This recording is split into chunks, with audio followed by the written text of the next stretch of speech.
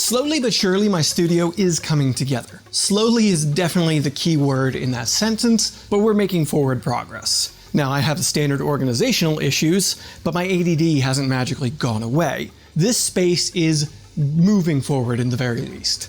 However, over here is a different story. This is what I've dubbed the mechanical area.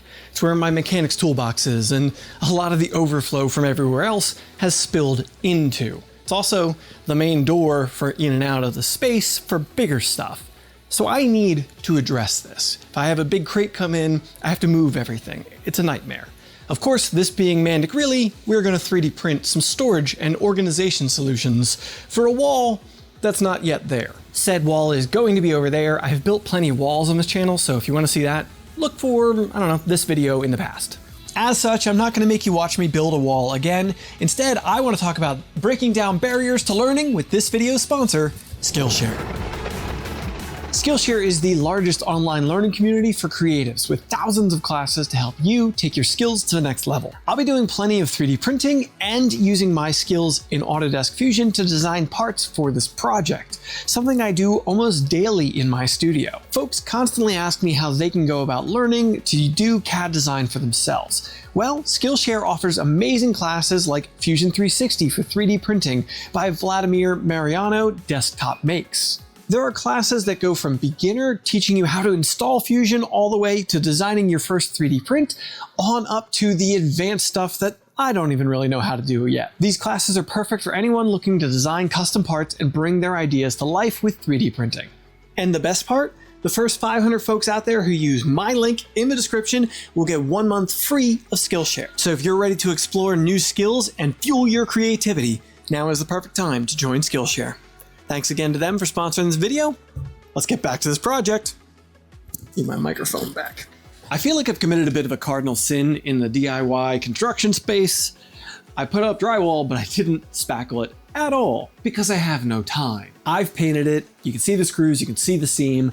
I don't really care because most, if not all of this, is getting covered with MultiBoard, the octagonal pegboard system that you can 3D print yourself, and we're going to be covering this wall with to organize my shop. But first, I've got to get my toolboxes back in place here because we're going to be building over top of them, not behind them. So I've got to get them in position. Fun fact, as somebody who used to sell these toolboxes, the way we were trained to move them is to shove them like this. Second fun fact for you, I didn't build this garage, so these posts, I didn't pick the spacing between them, but these two toolboxes that I've owned for over a decade now happen to fit side by side almost perfectly between them. It's like the space was made specifically for these two toolboxes to be next to each other. I just pushed the toolboxes into place, and then I remembered that I meant to film some footage of the wall to cut into the part before this where I was talking about how I didn't spackle the wall. I am not moving them out of the way again. No, just no. For anybody who's not familiar, MultiBoard is a 3D printable pegboard system with a ton of depth to it and a lot of design thought put into it. It's efficient, so it doesn't use a ton of material to print the parts. It has multiple ways of mounting things to it. You've got the threaded holes in the middle of the cross sections. Then you've got the larger octagonal holes, which are also technically threaded and can have parts snapped into them too. It's just a really impressively engineered design, though I do have to say, with how many accessories and add-ons and remixes there are out there for it now, as somebody who's coming to it a year after it's been released at this point, it's rather confusing at this moment. There's an excellent MultiBoard website, but at no point do I truly feel like it's straightforward to understand exactly what components I need to go with which pieces. There's so many accessories and add-ons that can go together. Then there's like 1,000 listings on thangs.com to download them. So every single individual component has its own listing. It's a lot. Also, to get full access to everything that I wanted and needed for this specific project, I did have to sign up for Thangs membership for MultiBoard. There's a ton of the stuff that's free. There's just a few things that I wanted that were behind the paywall, and I just decided to support the project because it's also just really well put together. There's even a really cool tile generator tool that you can use to make your own custom sized tiles, as I did have to do for this project. Download Blender, which is free, open the project, and you can resize the tiles to your specifications and the position you need them in. We'll show that more as I get in here why I needed that. As with many of the projects I've taken on lately, this is a lot of 3D printing. Like a lot of it. A lot. I ran a total of 6 machines in parallel because, as Nero says, the faster 3D printer is more 3D printers.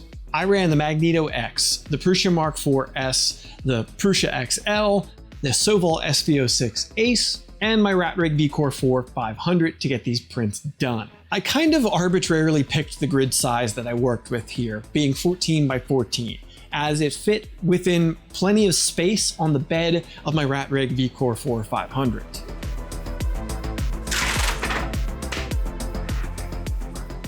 Because this was an arbitrary decision, I didn't realize that it's also exactly as big of a part as I could fit on the bed of the Prusa XL. It's got like 1.5 millimeters all the way around the edge that is left, which I used for a brim to hold it down to the machine just a little bit better.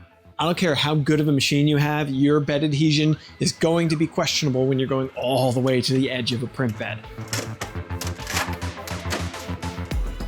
As the designer knows, this is a lot of printing. There's also a stacked design for the printed parts, so you can not have to take up more bed space, but print more parts. This is basically just multiple of these tiles laid on top of each other, and you enable ironing in your slicer settings so that it creates a little bit thicker layer on the top surface of your print, so the next layer of tile can print on top of that. I did it a couple of times, and it is by no means perfect. There was definitely some curling, and the parts aren't as good as if I had printed them one by one on a bed, but it did save me a lot of time in cleaning off the build plate, or overnight I was able to run prints with a stack where a single build plate of one tile would have been done in like 3-4 hours. There's also a multi-material option, so if you have a machine capable of it, you can print PLA and then a layer or two of interface layer being PETG on top of that, because they don't stick very well together, but maybe just enough to achieve this.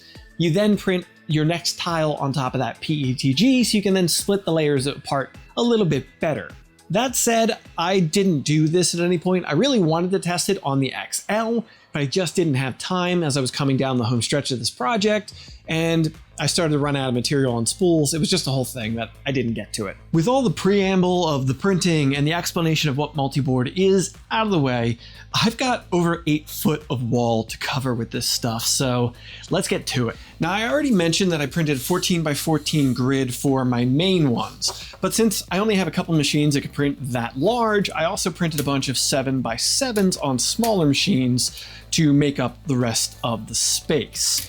So to assemble these together, we get these push-in clips that will snap together to hold these pieces. To print all the tiles for the grid, I used Polymaker Ash Gray Polyterra PLA.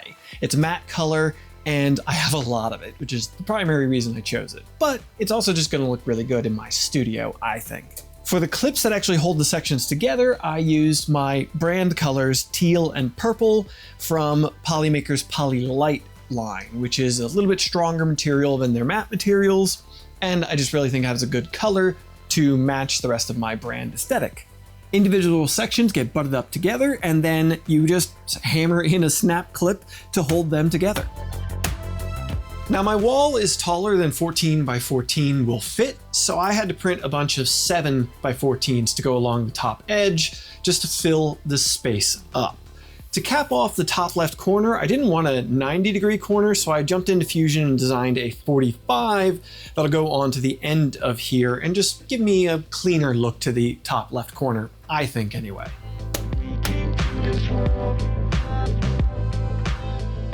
As far as mounting this to the wall, there's a couple of different methods. I think the recommended one is a offset mount that spaces it just away from the wall so pegs and things can kind of slip through like a typical pegboard. As I know I'm going to be hanging fairly heavy stuff on this thing, I'm going to be going for mounting it directly flush on the drywall. I'm going to use these countersunk inserts that go into the bigger hex snap-in clips we've been installing. They screw in from the back side of those, and then a regular countersunk screw comes through the face of that. And in my case, I'll be going into studs on this wall. This should allow me to mount this really nice and securely to the wall and hold all the weight I'm intending to hang on this. Since I just drywalled this wall, I know the drywall is not 100% level, but neither is the shop floor. And this is one of those instances where looking right might be better than being right. I'm not 100% certain, but that's what I'm gonna go with. I'm gonna try and follow the angle of the toolbox because I don't want there to be a very visible change in angle, is what I mean. After installing one screw, I've already run into a flaw in the way these go together. The countersunk insert installs from the back side of these snaps, as I already mentioned. It threads in right-handed. Then your screw threads into the front of that to go into the wall. Well, my screws are just big enough to catch that insert and to loosen it up as the screw is going through. So I've got to get those either like really tight into the snap insert or run them through once or twice before I install. It's just not an ideal setup for mounting in this method, but it's the way I need to work it, so I gotta make it work. Installation is a lot of rinse and repeat. Put up a panel, snap it into place. Ruby came in to help me because printing was a lot of rinse and repeat as well. I could have made an accurate list, maybe, of what I would have needed, but I ended up just printing and printing and printing, so I had a pile of parts to ensure I didn't run short. It's how I generally approach projects like this. It's not efficient, but I've gotten to the midpoint of a project and been short on parts way too many times. This started to get big and a little unruly, so Ruby also lent some helping hands to put the rest of the pieces together. When I got to the very end, I did end up a little bit short though, so I had to jump back into Fusion and design up a new corner piece to finish off my entire wall of multiboard. I did end up also having to do a 2 hex wide strip at the end of this to really fill the wall, or else it just wouldn't have looked quite right when we stepped back and looked at it. So that upper right corner is the last piece I designed in Fusion. That's a 7x9 with a peak, taking a couple of the corners off just for aesthetic reasons. I like asymmetry. And with that, my somewhere around 9.5 foot long multiboard is up. Time to hang some stuff on it. Definitely calling in the partner reinforcement again because I really need this done, but I still want it to look aesthetically pleasing and she has a great eye for this stuff.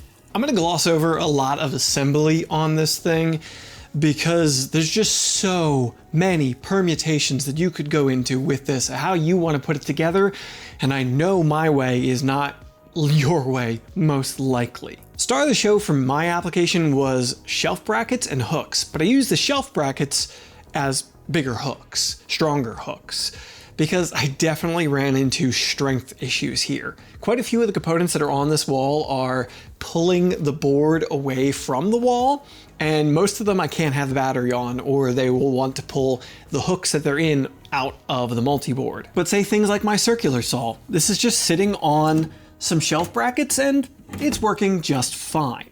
There were a few more specialized remixes that I picked up and used as well. I got these weird little blocks with a hole in the middle of them, which are LTT screwdriver holders. I have a couple of LTT screwdrivers, so why not? I was able to use this for both the regular and the stubby driver. Also, this weird fork sticking off the wall is a drill holder, or in this case, a mini chainsaw holder. But I also used it for my impact driver and a couple of my drills across the board here. And probably the last one to really highlight is the Milwaukee charger mount that I actually got.